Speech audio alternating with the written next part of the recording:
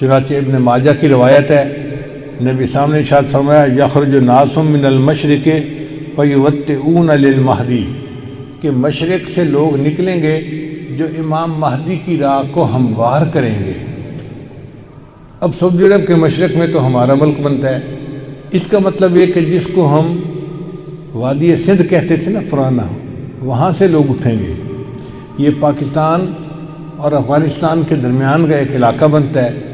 اللہ ایمان والوں کو یہاں سے اٹھائیں گے اور پھر وہ امام مہدی کے آنے کی راہ ہموار کریں گے۔ بیت المقدس 3 مرتبہ فتح ہوا۔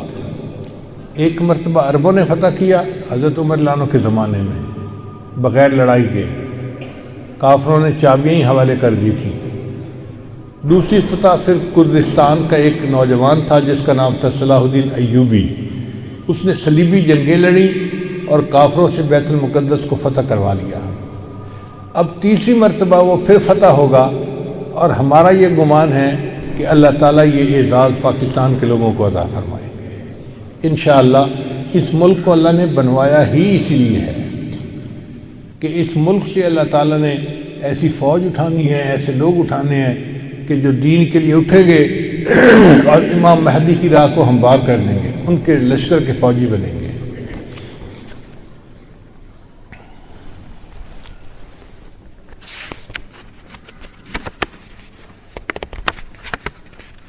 علامہ اقبال نے بہت خوبصورت شعر کہا ہے فارسی میں، خضر وقت از خلوت دشت حجاز آید بروں۔ خضر وقت سے مراد امام مہدی۔ خضر وقت از خلوت دشت حجاز آید بروں، کاروان زی وادی دور و دراز آید بروں۔ یعنی زی عظیم یہ کارواں جو ہے نا یہ دور دراز سے آئے گا اور حجاز کے اندر آ کر یہ برآمد ہوگا۔ حدیث مبارکہ میں بھی ہے کہ امام مہدی آئیں گے مگر وہ چھپے ہوں گے، اپنے آپ کو چھپائیں گے۔ پہلے مدینہ طیبہ میں ہوں گے مگر وہ وہاں سے مکہ مکرمہ اس لیے آ جائیں گے کہ لوگ مجھے پہچان نہ لیں، چھپ رہے ہوں گے لوگوں سے کہ لوگ مجھے دیکھ نہ لیں، پہچان نہ لیں۔ لیکن جب مکہ مکرمہ میں وہ طواف کر رہے ہوں گے تو وہ حجر اسود کے قریب آئیں گے تو ایک غیب سے آواز آئے گی کہ لوگوں یہ مہدی ہیں، تم ان کی بیعت کر لو۔ تو لوگ ان کے ساتھ بیعت کر لیں گے اور پھر ان کے ساتھ ایک لشکر شروع ہو جائے گا۔ یہ لشکر ایسا ہوگا کہ جس نے بالآخر بیت المقدس کو فتح کرنا ہے۔ حدیث مبارکہ میں ہے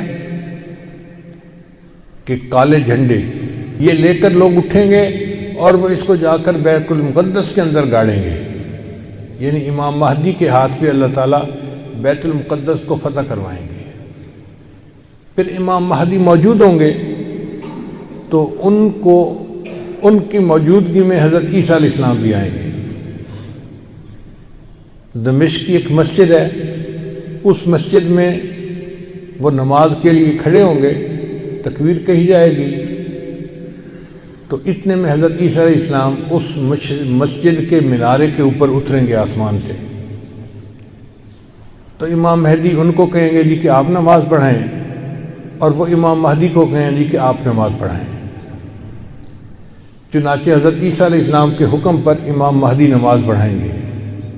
یہ اعزاز ملے گا ان کو کہ حضرت عیسیٰ علیہ السلام ان کے پیچھے نماز ادا کریں گے۔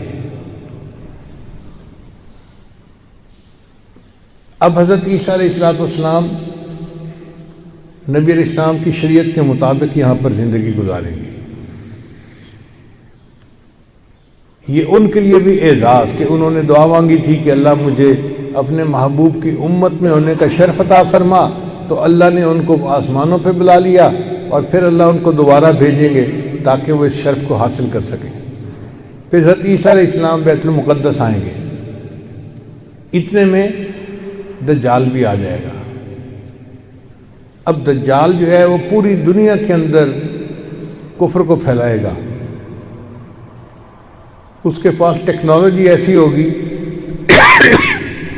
کہ بارش برسے گی، کھیتیاں زیادہ ہو جائیں گی، پھل زیادہ ہو جائیں گے اور لوگ اس کے پیچھے لگ جائیں گے مادی وسائل کی وجہ سے۔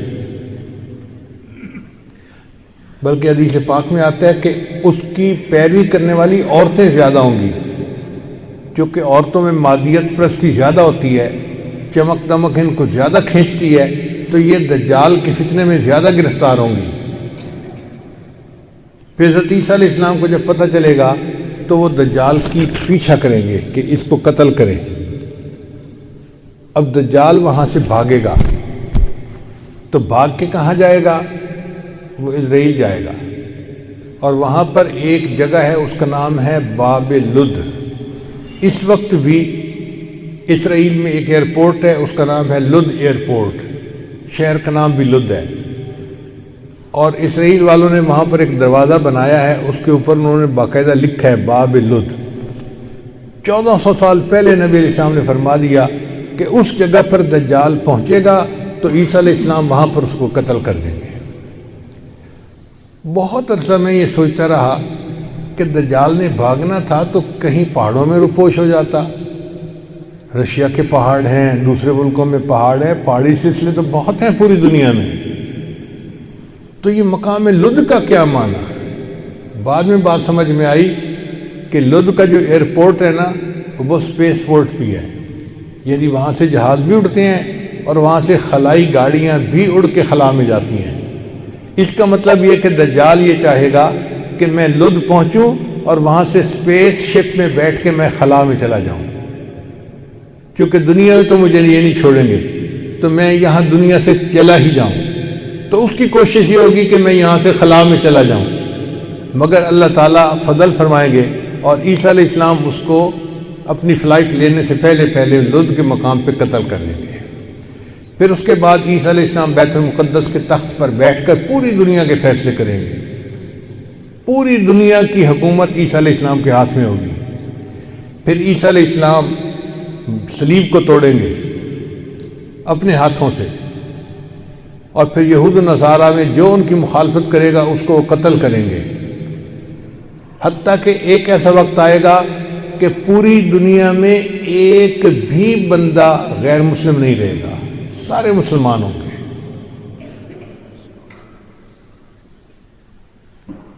اس وقت اتنی برکتیں ہوں گی، حدیث پاک میں آتا ہے کہ ایک گائے کا دودھ پورے خاندان کے لیے کافی ہو جائے گا۔